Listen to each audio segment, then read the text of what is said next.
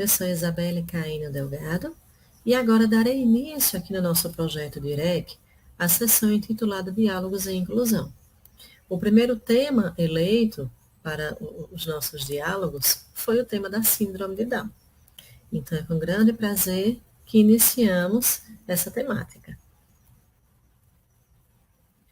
Esse guia, ele se destina a todos os educadores que desejam ampliar os seus conhecimentos na área de síndrome de Down. Então, consequentemente, buscamos beneficiar o processo de inclusão de crianças e jovens com síndrome de Down dentro da escola, para que todo esse processo de ensino-aprendizagem ele seja otimizado. Inicialmente, eu queria colocar para vocês o que é a síndrome de Down. Acredito que muitas pessoas já conheçam, não é? Mas é válido sim ressaltar que ela também é chamada de trissomia do 21. É vista como uma condição genética provocada pela presença adicional de um cromossomo 21 ou parte deste cromossomo, que pode ser observada em torno de 300 mil brasileiros. A trissomia do 21 é a alteração cromossômica mais comum na população mundial. Ela afeta aproximadamente 1 a cada 1.100 bebês nascidos em todo o mundo. Então, é uma síndrome que se faz muito presente no nosso dia a dia. Ela influencia no desenvolvimento de várias habilidades, da criança, do jovem, do adulto, não é? Habilidades motoras, habilidades cognitivas, de linguagem, habilidades de autocuidados e de socialização. Então, muitos autores mencionam que essas alterações influenciam todo o desenvolvimento infantil, podendo impactar em suas interações sociais, em sua escolarização e profissionalização.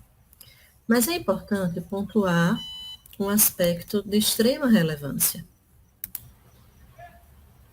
Mesmo apresentando riscos para estas alterações que eu mencionei, são pessoas que têm potenciais incríveis em várias áreas do desenvolvimento humano. Por esse motivo, devem interagir com outras pessoas, devem frequentar a escola, receber o apoio da família, devem ser inseridas no mercado de trabalho e, assim, incentivadas para desenvolverem suas aptidões.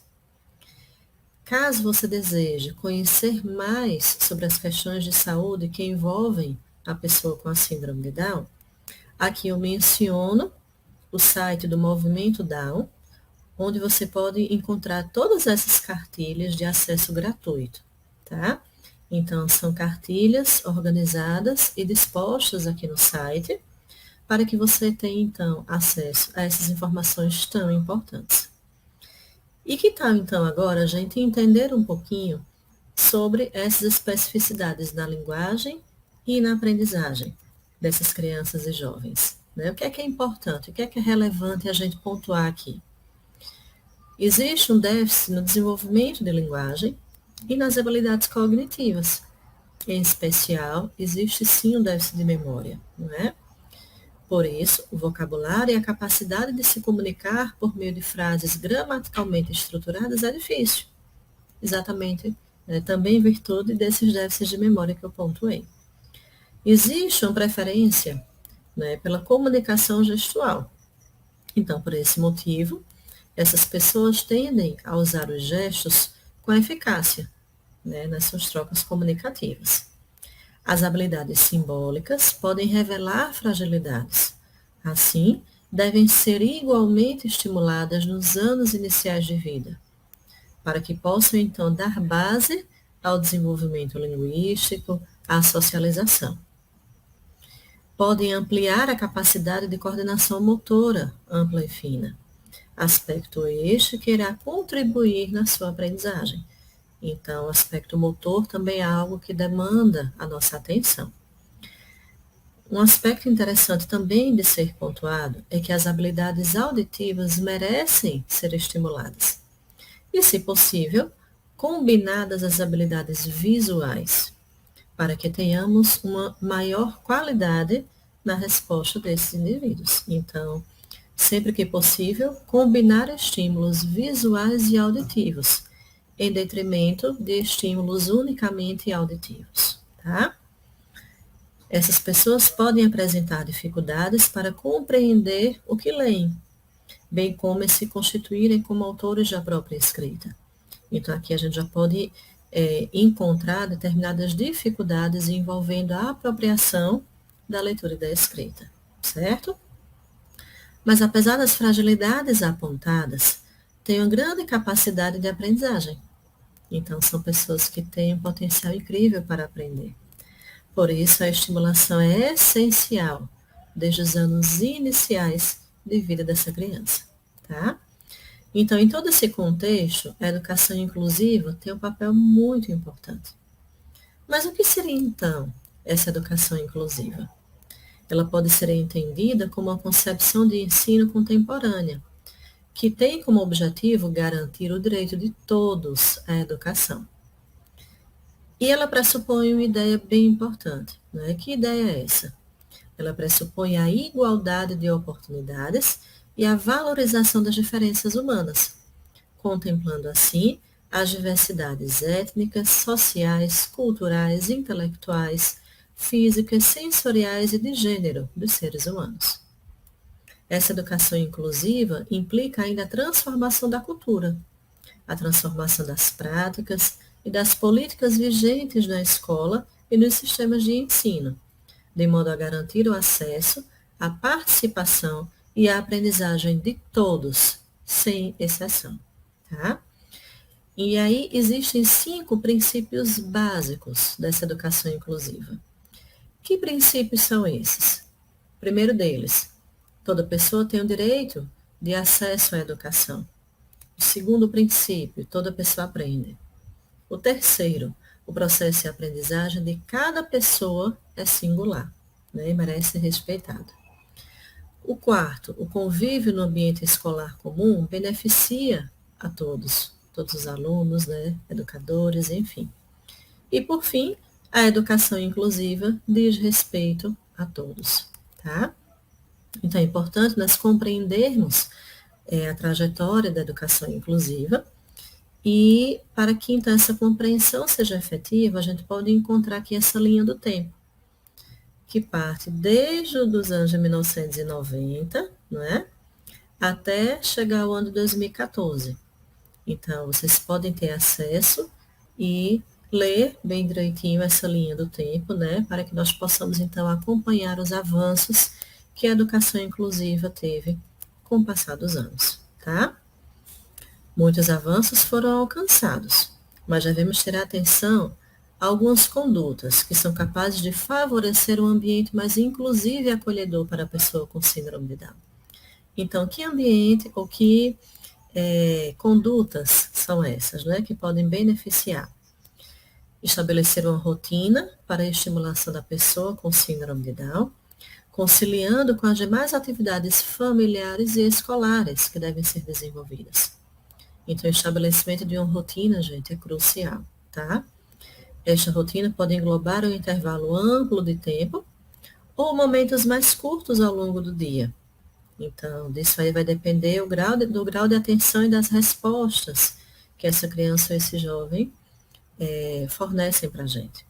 Importante garantir não apenas a duração da estimulação, mas a qualidade das respostas que eles estão dando. Um segundo ponto importante é que os familiares e professores devem ter atenção à preparação do ambiente para a estimulação e o ensino de habilidades. Então, a eleição de um espaço físico apropriado, capaz de direcionar a atenção e garantir a participação efetiva do sujeito ao longo da atividade proposta, não é? Então, desligar os artefatos que não estão envolvidos na atividade e que muitas vezes acabam desviando a atenção da pessoa com síndrome de Down.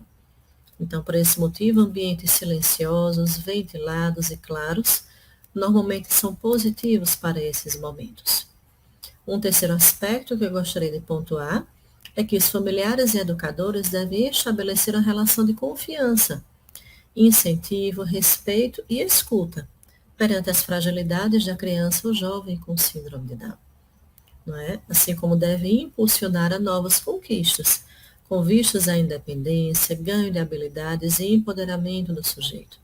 Assim, É válido o uso de uma linguagem clara, com uma articulação precisa e olhar atento a todo tipo de resposta evidenciada, quer seja uma resposta verbal ou não verbal, tá?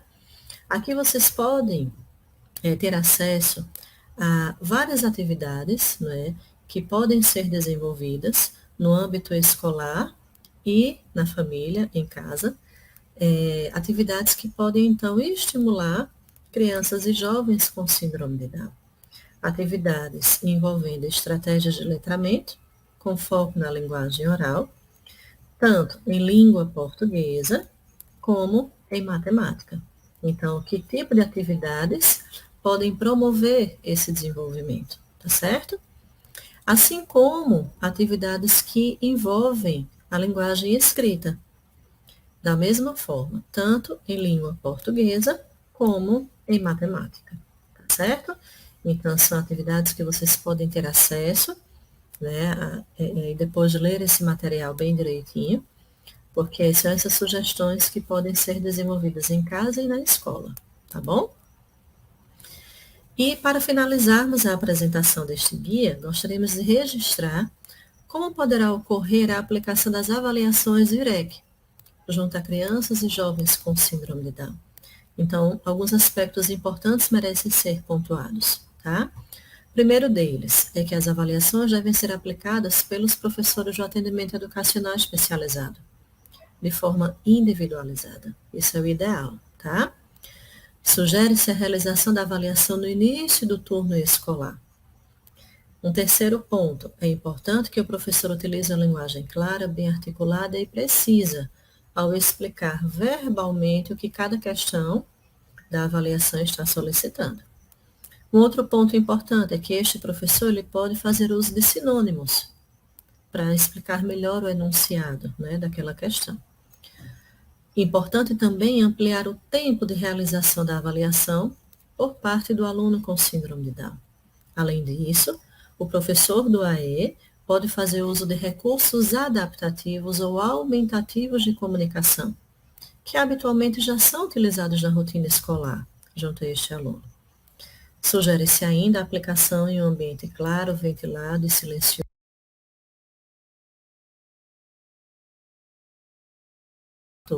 tá? Para que a gente não perca a atenção desta criança ou deste jovem. Caso haja necessidade, o professor pode fazer um intervalo ao longo da avaliação, para que esse aluno possa fazer um lanche, ir ao banheiro ou descansar um pouco. O professor terá em mente que, em hipótese alguma, a questão deve ser respondida por ele, né? O que deve ser feito é o quê? É promover um acesso de qualidade à avaliação que está sendo proposta. Em outras palavras, garantir que os questionamentos sejam bem compreendidos, para que só depois a participação deste aluno seja então mensurada. Por fim, o professor pode abrir a possibilidade de respostas orais por parte do aluno, gravando o momento de avaliação caso ele revele dificuldades em se expressar pela modalidade escrita. Tá certo? Então, tudo isso pode fazer uma grande diferença, pensando aí no desempenho deste aluno com síndrome de Down nas avaliações. Tá certo? Por isso, esse aluno deve dispor das ferramentas que julgar mais apropriadas para que a sua participação neste processo seja efetiva. Tudo bem? Então, é um passo bem importante, tá certo? Que nós iremos dar.